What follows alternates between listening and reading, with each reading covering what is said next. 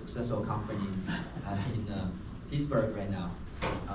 And overview this is a very important topic. So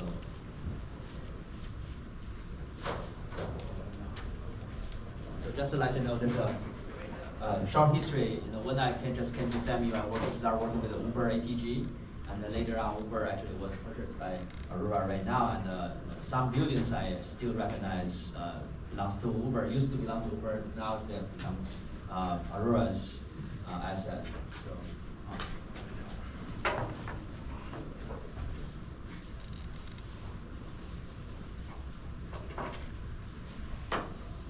Great.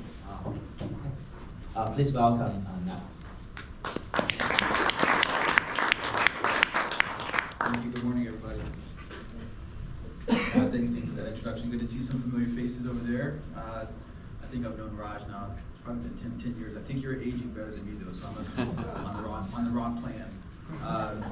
So happy to be here today to talk a little bit about how we think about safety and validating autonomous vehicles. But more importantly, how we think about building the trust in what we're actually doing. For us, it kind of starts out with what is Aurora trying to do? Obviously, trying to deliver the benefits of self-driving vehicles safely, quickly, and broadly. Importantly in that statement is that safety is first, not second or third. A little bit about what we're doing. Don't need to spend too much time on this. Basic AV system, but the key difference here is that Aurora is building kind of the stack and the hardware right now, but our plans for later are that someone else will be building kind of the hardware and we'll strictly become kind of a software company. But today we do everything. And so why is this particular product important? I think from what you see happening in the space today, there's of course a lot of focus on robotaxi kind of rideshare applications. We're different. We're starting on the freight side. We think there's a tremendous market need, both in terms of drivers to do those loads.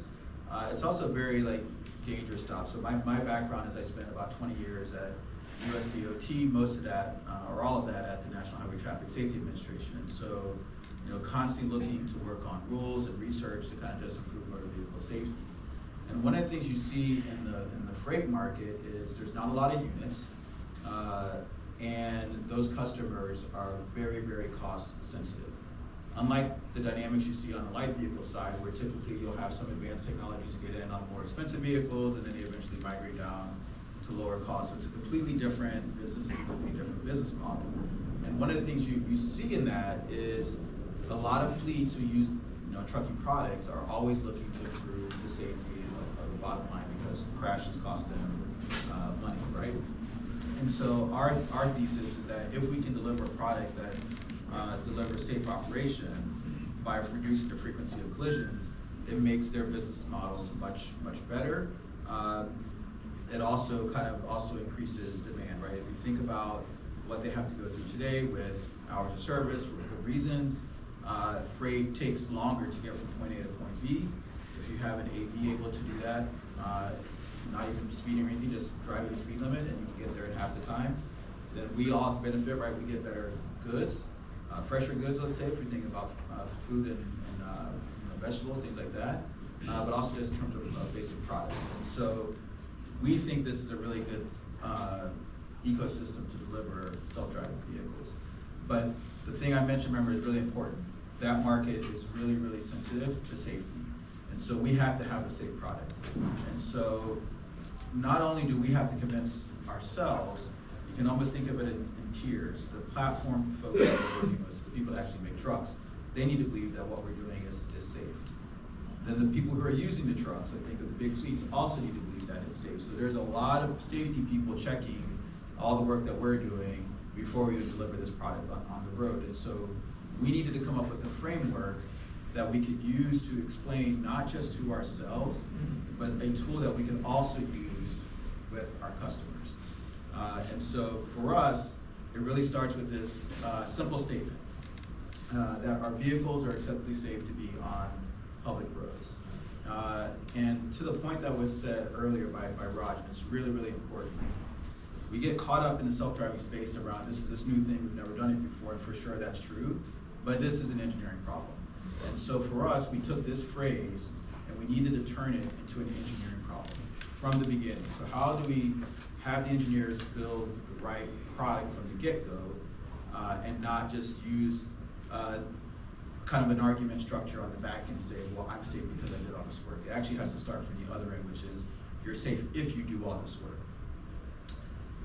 So when you think about a statement like that, and we've been talking about all morning, there's lots of questions that come to mind. You know, do you have the amount of redundancy?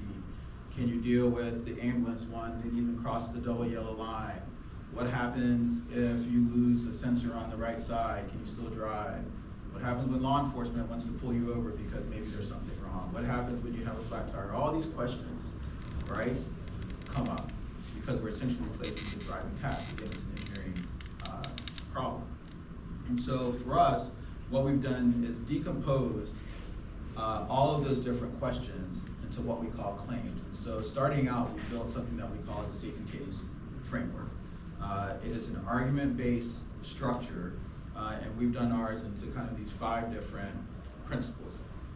And so maybe comparing and contrast a little bit from what you heard this morning. So rather than starting from, let's just get this thing to work, and then we'll worry about it safe, we're starting from the other end, which is say, we need to prove these 5 principles. And each one of these 5 principles, there are claims that need to be answered.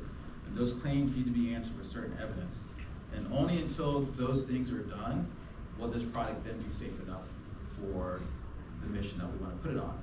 One of the interesting things about the safety case, and it fits very well with what Roger was saying earlier about level 5, is you can fit it to your ODD, right? So if I only needed a product to go around Carnegie Mellon University, that safety case is going to look a whole lot different than what we're building going from Dallas to Houston on I-45.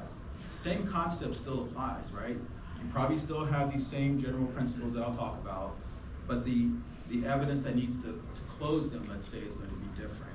So let me just walk this through for a second. So proficiency. Proficiency by far is one of the bigger claims, right? Proficiency, our biggest principle. Proficiency you can think about is, can the vehicle go from point A to point B when everything is going well? So, you know, if your ODD is daytime, nighttime, rain, whatever, that's all considered normal, and you have to be able to operate in those conditions. So we have 239 claims. Think of all those questions, but summed up into claims, have to get answered. You can imagine heavy dose of requirements, tests, you know, how do you know you have the right number of tests, what's considered sufficiency for tests, all of those really hard engineering questions are in that proficiency bucket. We can go to the second bucket, which is really around fail-safe. So this is the one that everyone, you know, generally thinks about. Redundancy is the way I would summarize it, but you can think about here is how we think about what we call our fault management system. What happens when things go wrong? You know, I gave you a few examples. The radar goes down, camera goes down, lose one of the links on the computer, all these different things that we have to solve for, those are all considered kind of under fail-safe. And then we have continuous improving. So this is kind of a nod to the fact that bad things will happen, and we need to figure out how to engineer into the system how we can spot those things. So continuous improvement is where you see a heavy dose in our safety case around safety management systems, safety performance indicators, all these things that are supposed to give you early signal that your safety case is still where you think it is. Resilient, these are things around, let's say, cybersecurity issues, you know, things that you can imagine someone maliciously doing to the vehicle that's outside of fail-safe and outside of proficient. We needed to engineer those, you know, basically out of the system as best we can. And then one that is kind of, people don't spend a lot of time talking about, but I think recent times would show how important it is trustworthy. So one of the things we believe in very much being transparent, not with just all the people that we need to convince, as I mentioned, the platform people and the customers, but also the regulators, also the public, right? There's a very important piece of this that cannot be just trust us. And so we are still the only company that has actually put out our safety case, right? So, you know, you can go on our website and you can actually drill down a couple layers to see the flavor of claims. I'm going to go through one today. But to give you a sense of just how transparent we're being, we don't think there's anything that needs to be secret about how you're decomposing Did you cover all the things in proficient, right? The secret sauce in the IP is really how you solved it, but the basic premise of that you needed to solve it is not this big thing that everybody needs to compete on. And so, one of the things that's really, really important, because safety cases, we didn't invent safety cases, by the way. Safety cases have been around for a while. You see them, for those of you in the SAE world and IEEE world, right? ISO 26262 has a version of thing they call a safety case. It's a little bit different than what I'm talking about here, and I just want to acknowledge that up front. Like, there's a lot of terms that call safety cases. What we're talking about is one that's more of an argument base, and what we're saying is it needs to be done up front. One of the pitfalls or one of the dangers of safety cases is people like to use it as a documentation exercise. That's not what this is. This is up front. We work, my team, the engineering teams, the product teams, we work together to define up front what does success look like to close this particular claim. So in this example, I'm actually taking one that I actually own or my team owns, which has to do with how are we talking about safety in the company. So we sat down and we said, well, what would be good proof points to show that we did that, right? So training probably is a good one, right? How employees are onboarded is probably good. I mean, how do you know, all those kind of questions? And so there you see is like you kind of outlined already what are the things that need to be done. And then what happens is the team delivers evidence against that. And then that's how we get to closing the claim. Another important part here is the proof acceptable? So it just can't be, we'll call it the fox inside the hen house, or kind of said differently, we just can't have engineering sign off on its own evidence without any oversight. And so we have mechanisms in place to ensure that only certain people can say, yep, this claim is closed, only certain people can say that the evidence I submitted was good enough, and we have a whole rubric inside where we kind of decide all those different things and governed by the safety board, along with a nice healthy bit of auditing, by the way. And so you might be asking, well, what does evidence even look like? Well, it varies depending on the claim. So you can imagine we have 460 some odd claims. The evidence is going to be different for a lot of those claims. Some of them might just be policies, procedures, development processes. They might be test reports. They might be requirements. They might be a notion of, oh, here's when such and such date that we actually met with the regulator, all those kind of things. And so you can imagine, taking a step back, this is thousands and thousands and thousands of pieces of evidence, right? And we have to manage all that evidence, by the way, because every time you change the software, or you change the hardware, or you go to a different ODD, guess what? Your safety case has to change with it. So it's not so simple as just to say I have a safety case and I put it on the shelf. It is something that kind of, we'll call it, lives with the product throughout. So given how this conference is really about kind of the validation piece, I thought it would be useful to sort of provide a different viewpoint of how we're thinking about validation. And in particular, a very kind of narrow one so that we can just kind of all understand it. So again, so that makes sense, right? There's a claim in our safety case that obviously says you must have requirements that meet the ODD, right? Then you have to have another claim that says you have proof that you did it. What I'm digging in here is how do you know that you've actually sufficiently met that requirement? All right, so this is not saying that it's all the pieces of the safety case, but this is all kind of embedded in the first bucket of proficiency. So we can take a simple example. And can you ask yourself while you're sitting there, like, how should the truck behave in this scenario? I'm not giving you much information, but picking up on Beau's earlier talk, right? So you can imagine the pedestrian could be running across the road, could not be. Could be running along the side of the road, could not be. So lots of variations on this, right? So one of the ways we think about this is we have to understand what are the key things we're looking for. And clearly in this example, because I made it very simple, there's no other actors, nothing, it's just a single pedestrian in the truck, things that might be important. Speed of the truck probably is important, speed of the pedestrian is probably important, and kind of the distance between those two actors, right? Pretty basic. One thing we need to figure out is, okay, we need to drive our ODD, right? Part of when you're building a safety case, you understand what is in the ODD that I'm driving in. Again, I mentioned a simple example of the ODD around Carnegie Mellon probably looks a whole lot different than I-45 in Texas. And so we drive that route, right? We're not driving it for fun, we're driving it to understand what are the things in the ODD that we need to be aware of? Are there access roads? How have we seen pedestrians on that road? Where are they on that road, etc. And then we kind of have beginnings of our autonomous system, and we then drive that road in autonomy, right? And then we want to pick up on interesting events. So you might be asking, what is an interesting event? Well, an interesting event is one where our vehicle operator might have taken over. That's interesting, right? We should understand why that was. And then we also need to plan for kind of these rare events that maybe we've never seen. And this is like this term that edge case term that I'm not a big fan of either. Raj knows this because everything is an edge case, right? Like it's driving. And so we understand though that there are certain things that we've never ever seen. And we need to plan for that. So how are we thinking about that? And then of course you have to review the data and kind of do this continuous, like, are there any gaps, how are we covering them? So the way that we've done this, we sort of very simplistically divided this into kind of 3 broad buckets. So bucket A, you can think about as that first thing that I said, things that we've seen while driving around. In our use case, we take a lot of those and we turn those into simulations. There's a second bucket, which is those events that I told you that the operator takes. Those are sometimes rare. Every single one of those we take and turn into a simulation. And then there's sort of this bucket C, which is really what I wanted to spend more time talking about, which is planning for the unknown. And so in bucket A and B, you have to rely on simulation to do this. You cannot do this on test tracks very effectively. You cannot do this just driving around and hope you see things, because you'll be driving around forever. I think the industry has long figured out by now that you can't drive your way to safety. You have to have other techniques. And so for us, this is the technique that we're using. And I'll say another thing about kind of buckets A and B.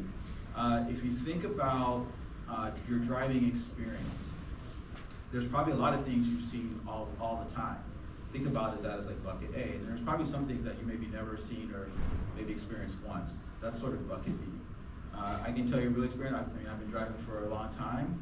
I was in the truck, I don't know, maybe 3-4 months ago, and we had a tire come off of a trailer in front of us, go off the roadway, hit the Jersey wall, come back in our lane, and get under the truck. There was no way for us to respond to that.